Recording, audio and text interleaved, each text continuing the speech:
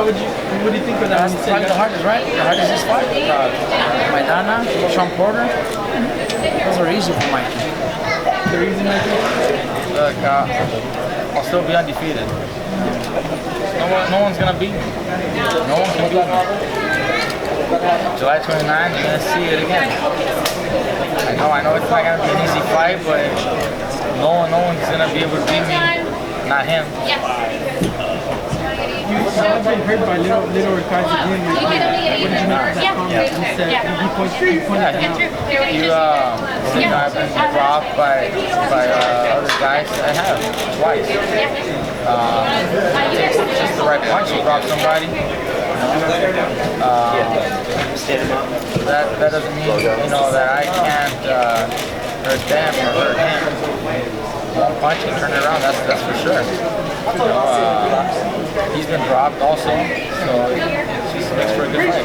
Mikey, with rising in weight at 140 pounds, do you feel that you're going to be able to bring up your power?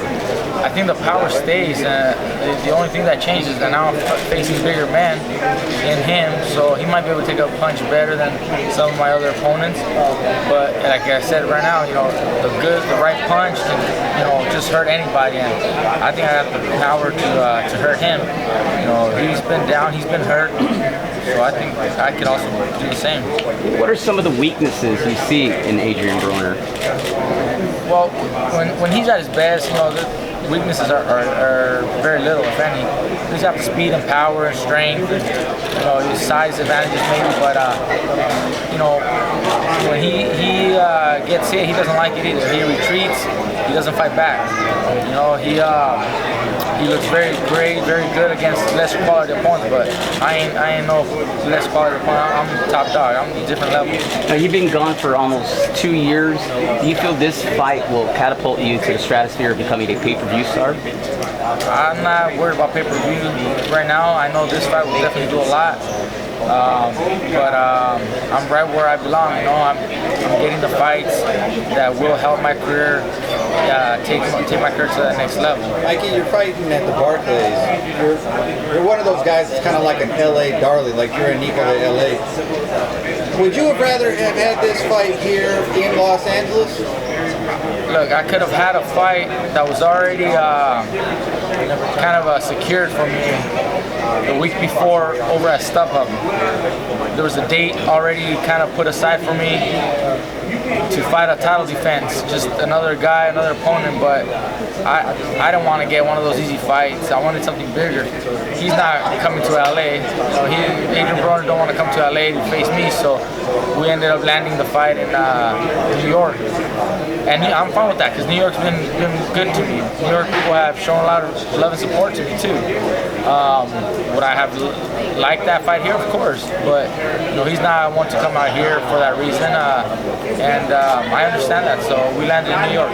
And this is a question for Robert. Now, Robert, will you guys utilize and implement the same game plan you guys had with Marcos Maidana versus Adrian Broner?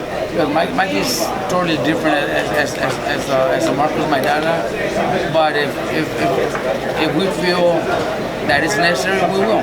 Mike is also training for that. We're also training, and we're going to be prepared in case we need to do that. We are going to do it. Are you looking at knocking him out or just going to 12? Well, we're going to be ready to go 12 rounds if necessary, but I feel confident that the right punch can really put him down. I mean, he's been down before, so that tells me he can be hurt. And if I catch him with the right punch and hurt him, and I see the opportunity to stop him, I'm gonna jump on that opportunity. Mikey, what did you make of the sparring? Jumped on his sparring partner and get them to beat him. I saw the videos. Definitely sparring, guys that are nowhere near the level that I am. I mean, if he continues to spar like that, that gives him, a boost in confidence, but it's going to be a whole different night when he faces me.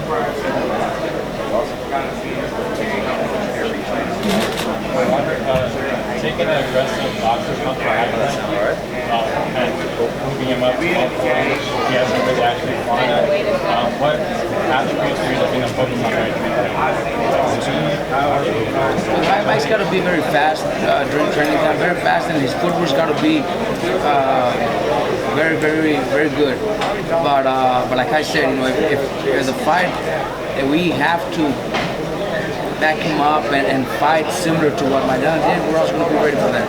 Mikey spars bigger guys all the time. Mikey, there's no sparring partners that we're going to have that are less than 147 pounds. So Mikey's already used to sparring bigger guys anyways. He's sparred my dad many times. He's sparred Brandon Rios many times. He's sparred a lot of great fighters that are 147. So that shouldn't be a problem for Mikey. Is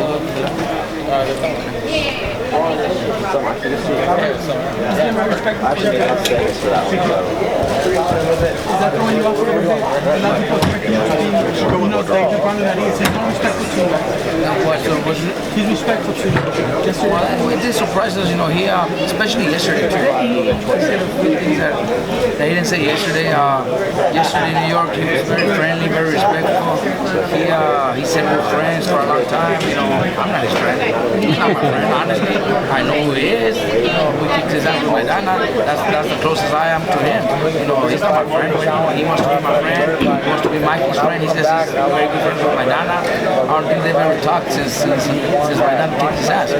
So is that a strategy or is that fear? I don't know. Or respect. You could say it's more respect. He wants to show respect, but because he doesn't look bad after the fight. He knows it's not an easy fight, so he doesn't want to look bad after the fight. You guys could have fought earlier in your careers, I guess, at a lower weight. But you guys kind of waited, I guess, to get the bigger pace and get the money out of it. What did you make of that? That you guys could have possibly... That was never... Because he was at 130. That was never mentioned before. When that happened, Mikey was still signed with Top Rank. He was fighting on the Golden Book promotion, and they never even mentioned that fight until just recently when Mikey came back from a 2.5-year layoff and started fighting, under Showtime, through Al Heyman. That's when they started mentioning it. But before that, we had never heard about that fight. If Mikey Garcia is victorious at 140 pounds, will you have Mikey remain at 140 or drop back down to 135? Just like Mikey says, it all depends on what's out there. Mikey would rather come down to 135 and maybe defend his title, unify it against Linares, Flanagan, those type of fighters, or a Lomachenko if he moves up to 135. That's what Mikey prefer. But there's also a possibility that they've already talked about Manny Pacquiao. Freddie Roach has mentioned it. A lot of people have mentioned it. So if Mikey looks great and beats Broner, knocks him out, then they're probably going to ask for that fight. That's probably the fight that makes sense. So it's all going to be depending on the outcome, and we might have to maybe move up a couple pounds to fight Pacquiao, or move back down to 135 to fight any of those fighters at 135. Is he naturally the bigger fighter? Well, you could say that naturally he is a bigger guy because he's fought at 147 before, but he also came up from 130. Mikey's coming up from 126, 130. So yeah, we could say he's a bigger guy, but that doesn't mean he's going to be stronger than Mikey. That doesn't mean he hits harder than Mikey. I don't think it was all Mikey down. Mikey was coming down to 126 and 130, and that was really hurting him. He was killing himself to make 130. Now at 135 and 140, I think he's at his natural weight. I think Mikey's much stronger than he was at 126 and 130. Robert, did you always know that Mikey being on this type of stage when you started back in 06? You know what? When Mikey started in the amateurs, we never really pictured that. But the first national tournament that he went to, and Mikey only had 10 fights, 10 amateur fights, and he was able to go to the Junior Olympics and compete against the best fighters in the nation and beat most of them. He lost a controversial decision got very close with him in the very finals. Mikey beat a couple of the best guys in the nation with only 10 amateur fights. That told us that one day Mikey could be in big stages, and I think this is just the beginning. This is the first of many more big fights. Have you guys trained for psychologically? Because you know, not a fight is grown where he's being kind of getting have you guys stopped? That doesn't bother us, you know. With Maidana, we didn't practice that either. It was something that, you know, happened. Maidana thought about it and got him back. You know, it wasn't like we planned it. You know, we're not gonna plan that out. Mike is gonna be mentally prepared to win the fight. Whatever Broner does is gonna be his business. I'm pretty sure he's gonna do stuff like that, but that's not gonna get to our head. That's not gonna get Mike frustrated or anything like that. Mike's gonna be very focused and just go out there to do his job. You guys still need me? Yeah. Mikey, did you always envision yourself on this stage back when you turned pro in 06? I mean, it's the goal to be, you know, fighting, you know, big fights, headlining shows, which I already was years ago, headlining, you know, fights. So it's nothing new to me. However, this is a bigger fight probably because I'm fighting another star. But I mean, I just see this like another fight for me, just another day, another fight for me that I gotta win. Mikey, what are your biggest advantages? What makes you the better fighter?